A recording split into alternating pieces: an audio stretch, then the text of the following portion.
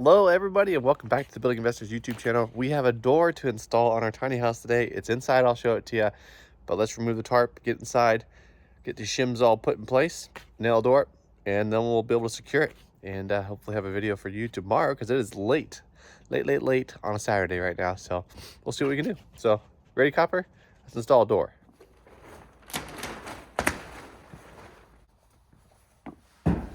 Okay, well, here's the door in all its glory.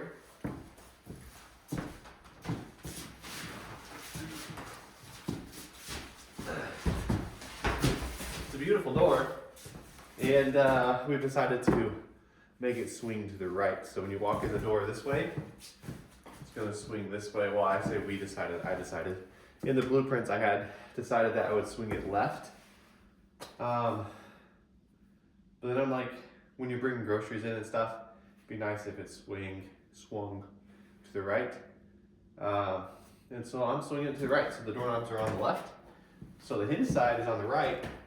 And the reason that's important to know is because when you hang a door, you usually start with the hinge side and you secure it first. You're putting your level on there to make sure it's plumb. And then make sure it's square, all that stuff. We should have a pretty level floor to work with. But we'll figure it out. So let's cut this open and put it up, put it together.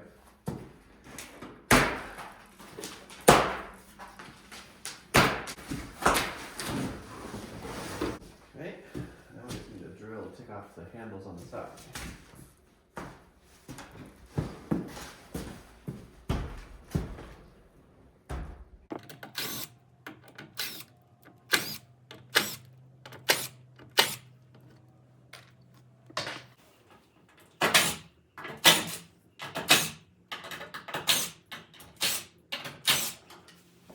So there are a lot of options that you can look for when you're looking for a door. A few of them are different trim on the front, like this is called brick molding, I believe. We're gonna take this brick molding off eventually because we're gonna be using the same trim as the outside of the house. So we'll just use this trim some other way or throw it away. But that's usually what they come with is brick molding. And then you can get the different size casings of your door. So this jamb, I believe, is like 4 1/8 or 4 3/8 or something like that. I can't remember exactly. It says on the packaging, I'm sure. And you can look at all of those specifications. 4 9/16 is what it says is the thickness of the jamb. And so there's all a bunch of different options. The reason we went with this thickness is because we have a 2x4 wall. Now, if you have a 2x6 wall, you'll want this jamb to be the bigger version. And if you have a 2x8 wall, which is possible if you have like a really insulated home or something, then you get that jamb as big as you need to, or you can add on to the jamb as well. You can get different color hinges. This one's just a factory Home Depot door, so it comes with what it comes with. And it looks like brushed nickel, although it's really dark. Hard to see right now. The camera's picking up some pretty good. You can get different panels of doors, different glass, all that kind of stuff. This one has a handle and a deadbolt, but you can get doors with no holes, so you can put your own specialized handles on, or you can get one hole for just deadlock or one hole for just for the handle. Bunch of options. So those are just a few I can think of. So you've got your door seal in here, which I'll show you more in a minute. And so now we just need to take this door, pick it up, take it from the outside, put it in, and this brick molding will keep it from falling in, won't keep it from falling out. But we'll put it on there, and then the doors come with a little plastic thing here. This goes through the hole. And usually there's a nut on the other side. Like this one's actually a bolt that goes in there.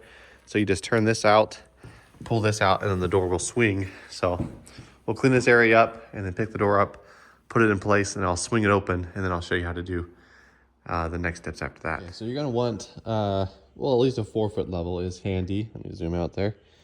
That way you can tell the distance a little bit better than if you just had a short level. Ideally, a 6-foot level will probably be even better, and I have one of those, but not with me. So what we want to do is put our level on there and see how plumb the door jamb is. It's a little hard to see because that level's dirty, but it's pretty spot on. But it might be a smidge closer to the right line. But what we need to do is put shims behind the hinges of our door. Of course, the door jamb opening is wider than the door on purpose. That's how they they call it a rough opening. So the rough opening is a decent amount wider usually. And so that way you can plumb your door right and left, up and down, all that kind of stuff. So there's a little bit of space all the way around, and then you can come back and fill it with spray foam when you're done. But we want to support the hinges. So we want to put our shims right here behind each hinge, and that'll space it out a bit. So we might start with adding some shims right where the hinges go. That way we can move the door at least to the center of the opening, and then we can fine tune it from there. And the way I like to do that usually is instead of using shims, I get painter sticks because I get paint all the time. So I just get a couple painter sticks every time I get paint to stir. Sometimes I don't use them, so I have extra. And so these are, of course, flat all the way across instead of having a taper like a shim does. See how that tapers down to nothing? So the cool thing about shims is you can double them up and you can make it flat if you put two together. But if you move this one in and the bottom one in, it increases the thickness because of that taper, which allows you to push the door one way or the other. Or if you have a stud that is like canted one way or the other, you can use that taper to fix that as well. So that's why those are cool. So we're going to take these and nail them on where the hinges go to space that door out appropriately. So the difference between the rough opening, which is this measurement, 38 3/8, and then the actual door measurement, which is 37 1/2. So there's about 7/8 of an inch of extra, which is great. That's a good round number. Good, not a good round number. It's a good amount of number. I'm not sure what I'm saying there, but it's a good amount of space is what I'm trying to say. So anyways, I'm going to take this to scrap of OSB because it's a 1/2 inch thick, or 7/16, which will split that difference pretty much in half. And so I can take this board, scrap, and I can place it on the back side of this, flush with that side, flush with that side. And instead of having to measure with my measuring tape and then mark a straight line or chalk a straight line, I've just got a line there already. So apologize if you can't hear me when I'm over there. All of a sudden I'm all stuffed up, I'm not sure why. But I'm gonna cut this down and then cut it into 3 pieces, and then we'll use this behind the hinges to make it nice and plumb.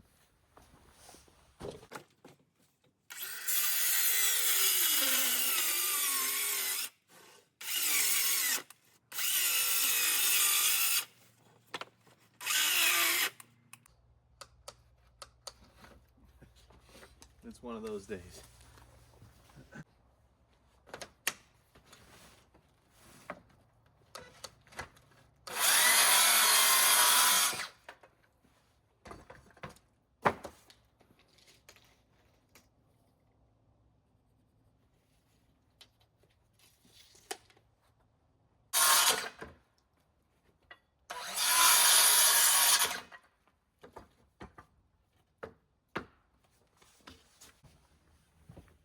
So in my collection of nails, I always have a box of spare random finish nails or small nails with small heads on it. And this is coming pretty handy. I use this to fasten random things, or like this where I just need to hold it in place enough to just hold it there. That way when I mount the door, then the screws that I put through the frame, which I'll show you in a minute, we'll go through those blocks anyways and hold them in place. These are really handy, really small, so you can use all kinds of stuff. There's many ways to skin a cat. There's many ways to hang a door. So now what I need to do is measure the hinge locations, do just a quick mark where those are, that way I can center those approximately. It's not rocket science or finished carpentry at this point, just getting some support behind it. So 10 inches is the middle of the first one, 42 and 72, or 6 foot.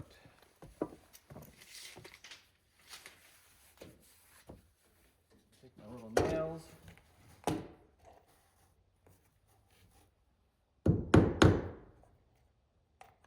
at the top, one at the bottom.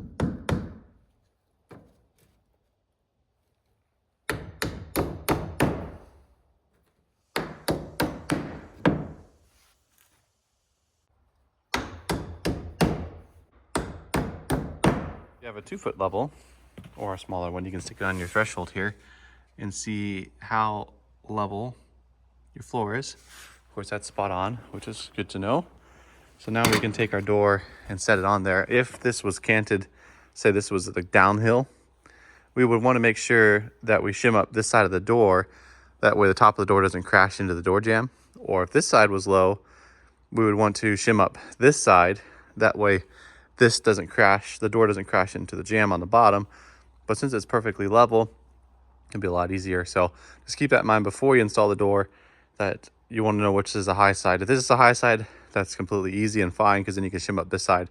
But if this is the high side and this is your hinge side, you want to make sure you shim this up before you hang the door. So let's pull this door around, swing it around, take that bolt out, and start fastening it to the door frame.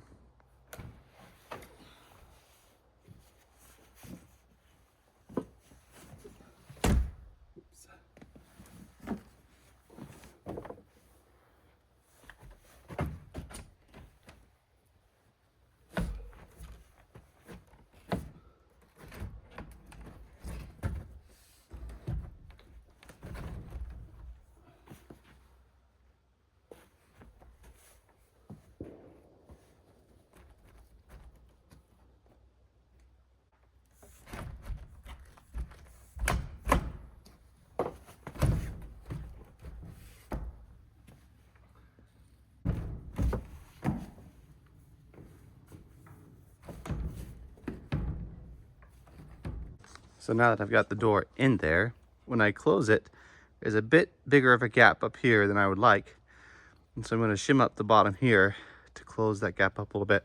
Might make more sense here in a little bit when I get it in there.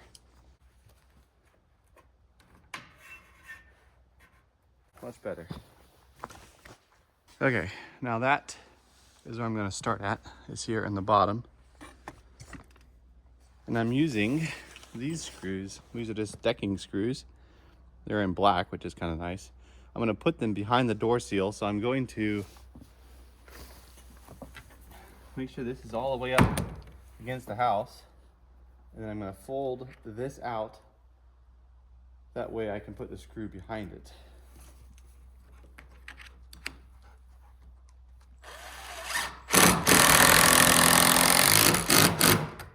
Now to hold that nice and tight. Now what really frustrates me is the sloppiness on the screws. I know at the factory they're just pumping them out, and so they're just like, and the screws are all different types of angles and stripped out and all kinds of stuff. So we'll address that later. But the door comes with a bag of hardware, which I always forget to take off the top of the door. It's always on the top of the door. And it has screws that match these screws, but they're really long. And so you can stick them through the missing screw hole here and fasten the hinge to the wall itself, so it's really strong. So we'll install those later, but for now I'll install just those screws that have in my pocket I just showed you. So we'll do one at the next hinge and the top hinge, and then we'll make sure with the 4-foot level if this is straight and if it's plumb.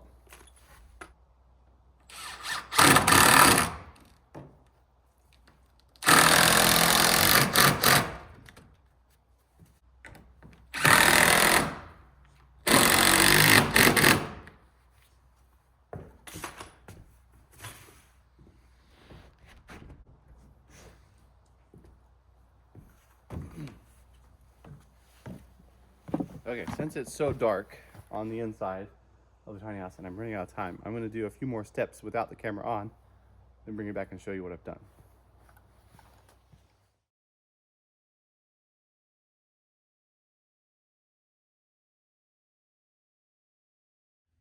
Okay, the door's in. It might be adjusted later on, probably, most likely.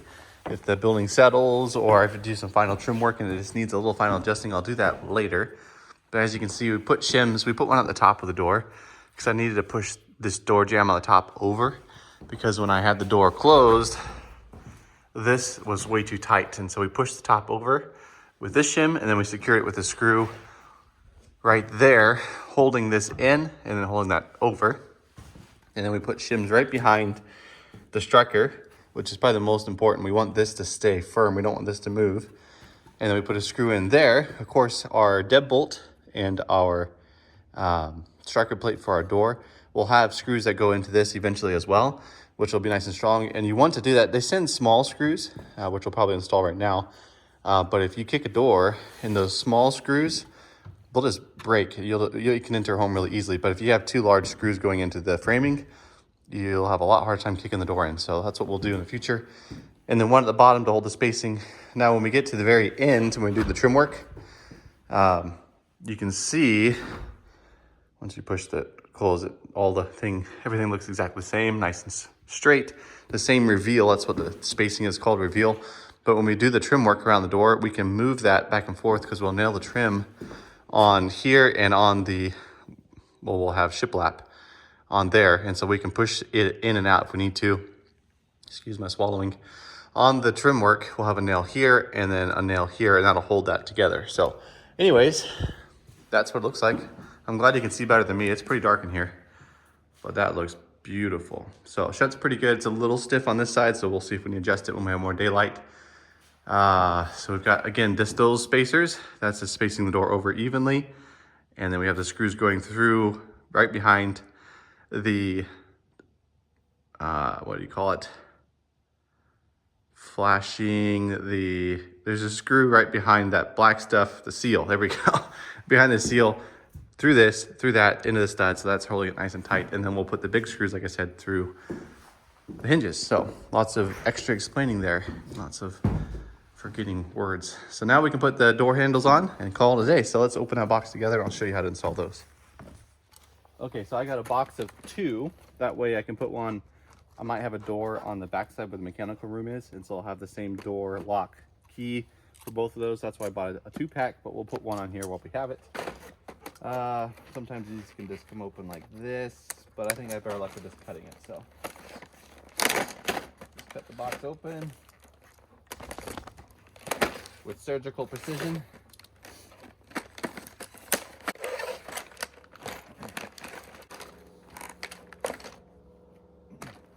Okay, let's start with the deadbolt.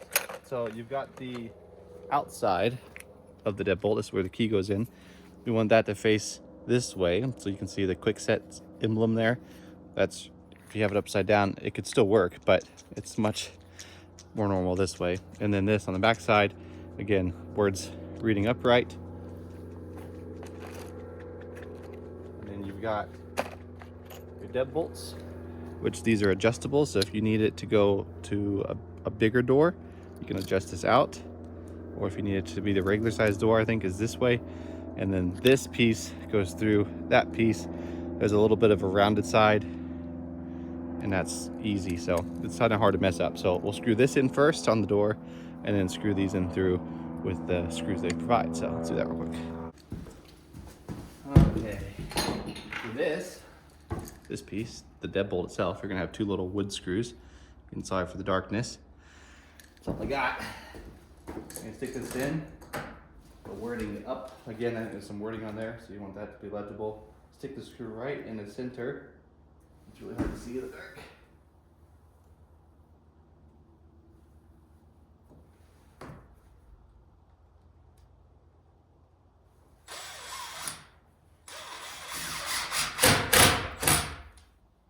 And the second one.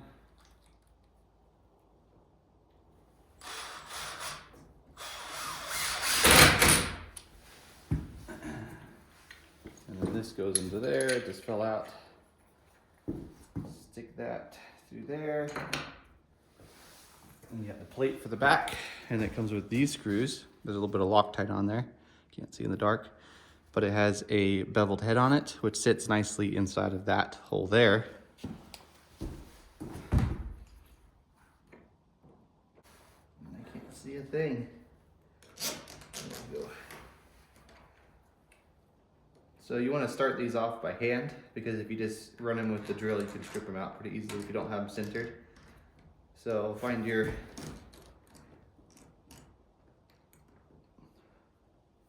it manually and then screw it in.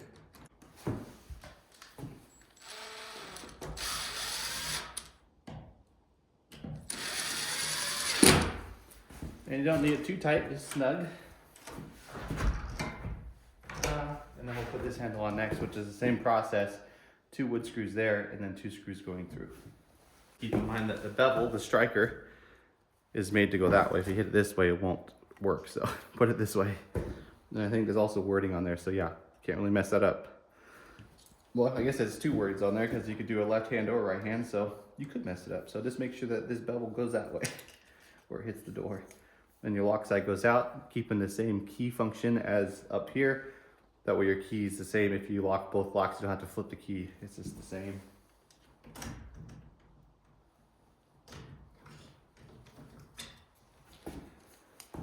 Now this handle can come off so you can get the screws in it easier, but I don't usually do that because I don't have to.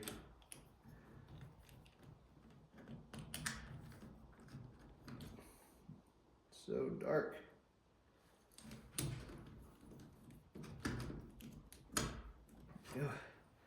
I should have put the wood screws in first.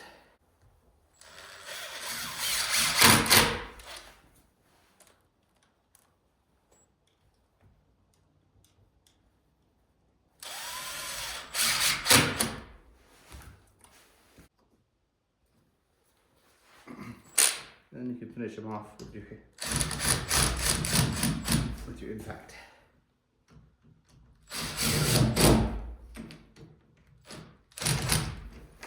Ta-da! Ta-da! 2 da-das in a row. Well, that's 3, I guess. Now we have locking doors. Now we have to do the striker plates, which go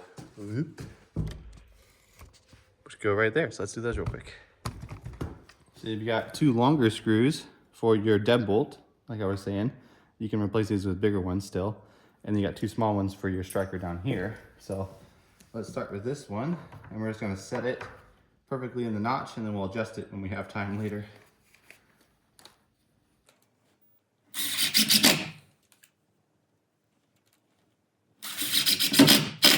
And then the top one, just want to make sure that the bevel side, there's a back side and a front side. Just put the front side on the front side. That way your screws sit flush once they're screwed in. And then put the screw in the middle.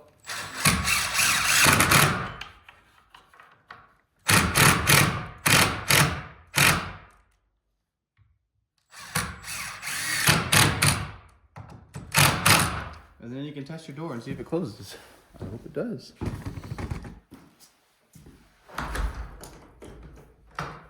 Oh, it's perfect. Now what we get to do is the funnest part of all. Now I've got the door installed and it closes, and we made a video on it. We can take our keys out of our pocket and take the keys out of our door lock here, our door assembly kit, and we can stick our tiny house key on our key ring. Isn't that exciting? We have a door on our tiny house. Who would have thunk? Who would have thunk? I'm gonna try it out.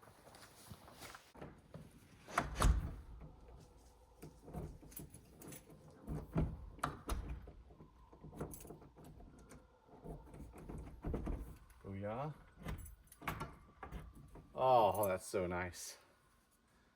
Anywho, one day when we get to the trimming of the door and all the other fancy stuff, and we take this brick molding off and we stick real trim on the door, I'll bring you in tight and show you how to do the final adjustments.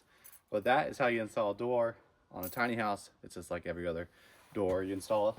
But anywho, we're locked nice and tight, so now we can pick up our tools, go home, edit the video, and we'll see you next time. Hope you have a good one. If you have any questions or you want to leave a nice comment down in the comments below, please do. And enjoy the rest of your day. Have a good one. God bless.